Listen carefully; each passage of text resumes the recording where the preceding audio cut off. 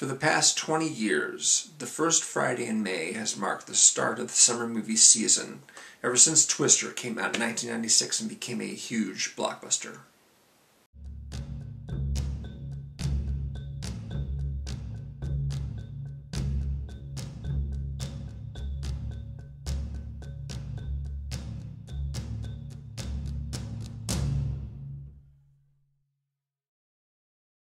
And now another May and another summer movie season is upon us, and I wanted to talk a little bit about what I'm most looking forward to seeing this summer. I just got this last week. It's the Entertainment Weekly Summer Movie Preview. Has lots of stuff in it, and release dates and names of directors and things like that, so I get this issue every year, even when I'm not subscribed to them. That is Black Panther, and that is The Vision. They have like 4 different covers of this, and this one is the one I picked because it's got the coolest looking people on it. I'm really looking forward to seeing some scenes with Paul Bettany as the Vision, basically hanging out in regular clothes, having conversations with people, rather than wearing this costume, because that will be interesting. I don't know. Yeah, excited about that, but excited about some other movies as well. Let me start off with a few smaller films. First, there's Neon Demon. This is coming out sometime in June. It's directed by Nicholas Winding Refn, who did Drive with Ryan Gosling. Very, very well-liked movie. He also did Bronson with Tom Hardy, and Only God Forgives is his most recent film, which also had Ryan Gosling in it, but I didn't see that one. As far as I know, the story concerns an aspiring fashion model, played by Elle Fanning, who connects with a group of models who all know each other, and they start making her life very difficult. That's pretty much all I know about it. Christina Hendricks is also in this movie. She was in Drive. Bella Heathcote from Dark Shadows. Jenna Malone from the Hunger Games movies. And Keanu Reeves from Little Buddha. And The Matrix, of course. I have all my notes written on here as far as the cast and everything like that. Pop Star, Never Stop, Never Stopping. This is a movie that's being done by those guys who are part of the comedic music group Lonely Island, headed up by Andy Samberg of SNL. Andy Samberg is playing a fictional pop star, and he is, excuse me, I've got something in my eye there.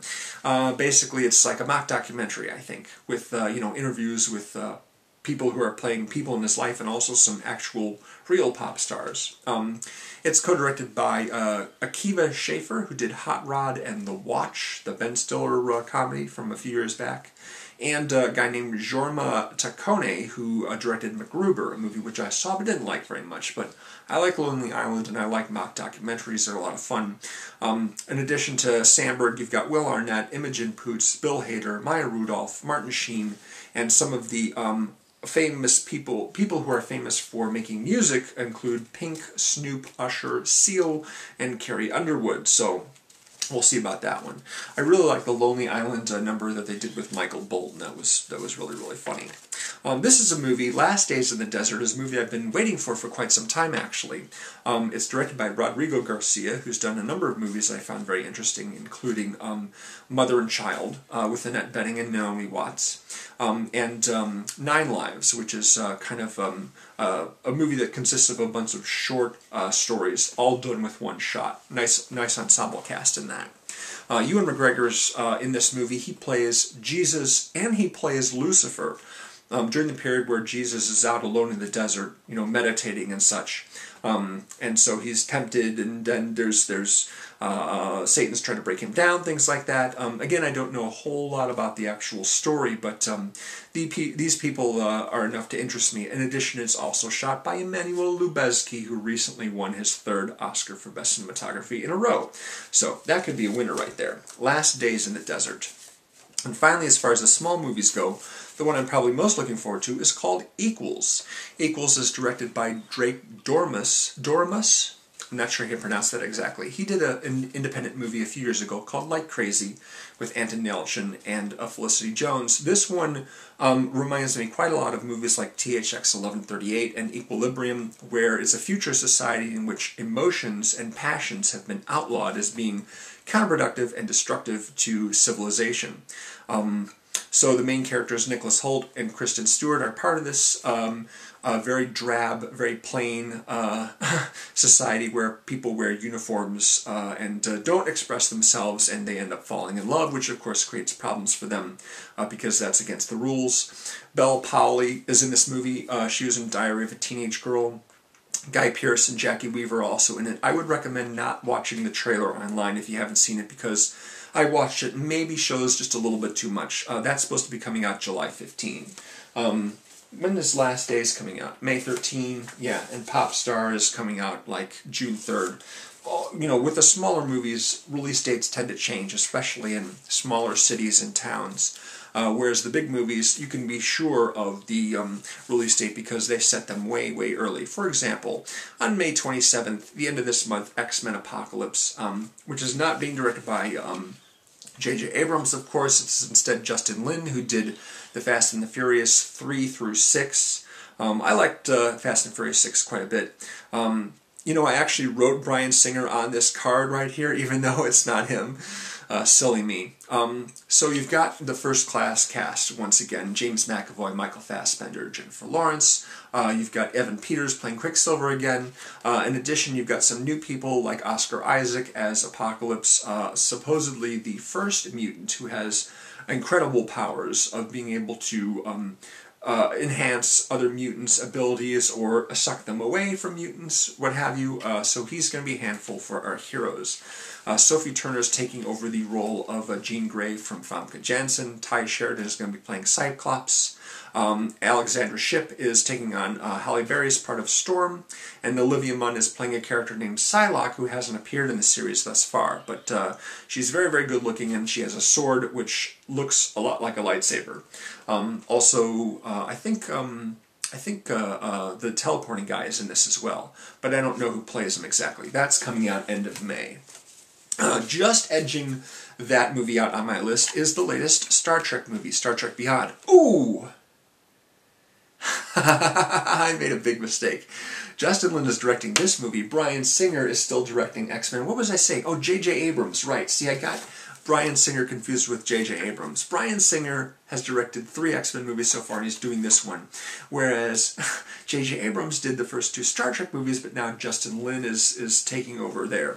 That was what I was confused about. Anyway, this is exciting because Simon Pegg is actually, in addition to playing Scotty, also the co-screenwriter of this movie.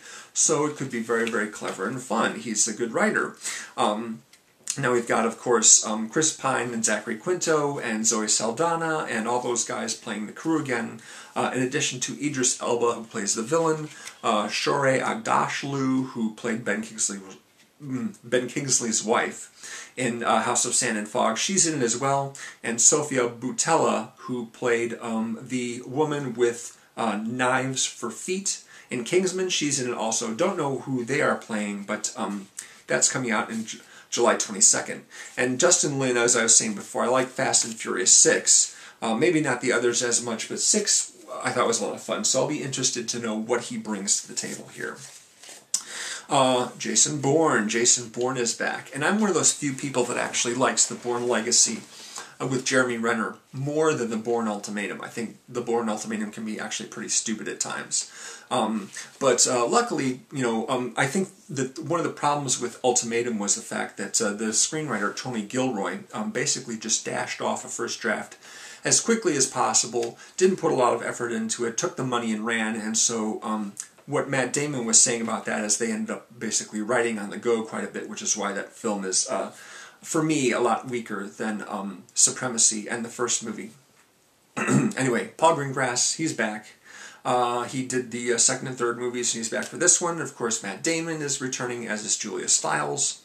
And I don't know if Joan Allen is in this movie, but some people who are in this movie are Alicia Vikander, who's sort of taking over the Franca Potente role as the civilian woman who gets dragged into the mess. Viggo Mortensen is the guy who's supposedly tracking down Matt Damon. Tommy Lee Jones plays one of those guys at the CIA office who's monitoring everything on giant screens and computers trying to orchestrate the attack. And the final taking out of Mr. Bourne.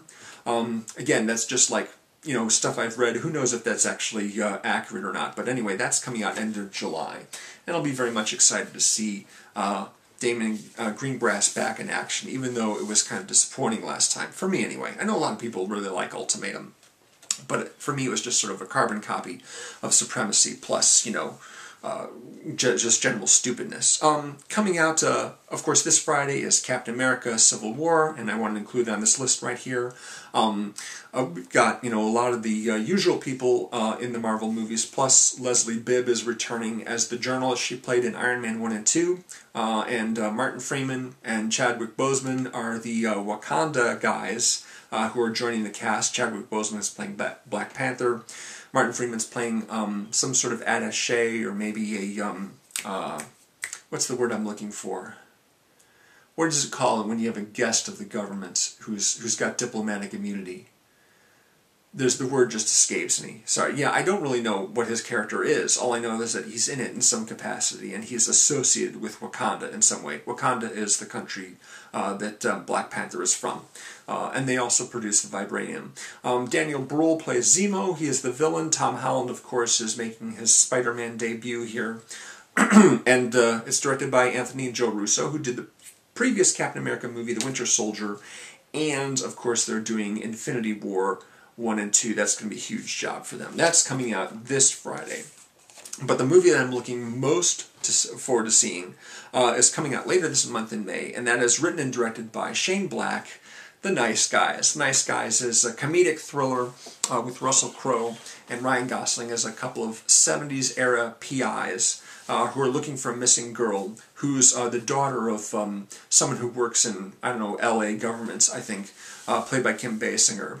Aside from those people, Keith David from several John Carpenter movies is in it, as well as Matt Bomer from White Collar and Magic Mike, or maybe it's Bomer. I'm not really sure how you say his name. Also someone named Ty Simpkins, who I believe is the kid from Iron Man 3.